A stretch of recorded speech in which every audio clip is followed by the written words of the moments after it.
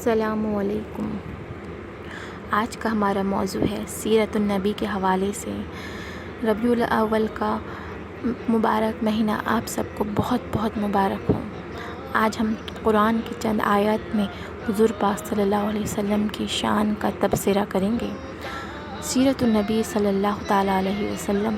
اے ایمان والو، اپنی آواز نبی کی آواز سے اوپر نہ کرو اور نہ ان سے اونچی آواز میں بات کرو جیسے آپس میں ایک دوسرے سے کرتے ہو، کہیں ایسا نہ ہو کہ تمہارے اعمال اکارت ہو جائے اور تمہیں خبر بھی نہ ہو۔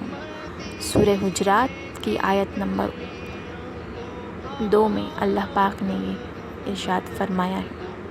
اور ایک جگہ اللہ رب العزت ارشاد فرماتے ہیں، تم اللہ تعالیٰ کے نبی کے بلانے کو ایسا بلاوا نہ کر لو جیسا کہ آپس میں ایک دوسرے کو ہوتا ہے، تم میں سے انہیں اللہ خوب جانتا ہے جو نظر بچا کر چپکے سے سرک جاتے ہیں۔ سنو، جو لوگ حکم رسول کی مخالفت کرتے ہیں انہیں ڈرتے رہنا چاہیے کہ کہیں ان پر کوئی زبردست آفت نہ آ پڑے، انہیں دردناک عذاب نہ پہنچے۔ سورہ نور کی آیت نمبر 3 ہے یہ، جو ابھی جس کا ترجمہ آپ کے سامنے میں نے یہاں پیش کیا گیا۔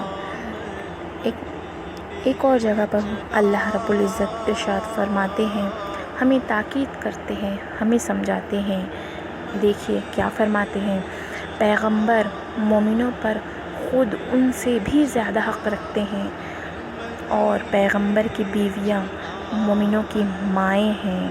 سورہ احزاب آیت نمبر 33۔ اللہ رب العزت آگے ارشاد فرماتے ہیں، اور ہم نے آپ صلی اللہ علیہ وسلم کو تمام جہان والوں کے لیے رحمت بنا کر بھیجا ہے۔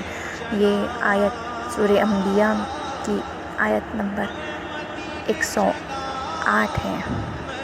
اللہ رب العزت نے ہمیں ہمارے نبی سے محبت کا کیا خوب ہی پیغام دیا ہے کہ قرآن مجید میں بھی ہمیں تاکید کی گئی ہے کہ حضور پاک صلی اللہ علیہ وسلم سے سچی محبت اور سچی عزت کا اظہار ہمیں کس طرح کرنا چاہیے۔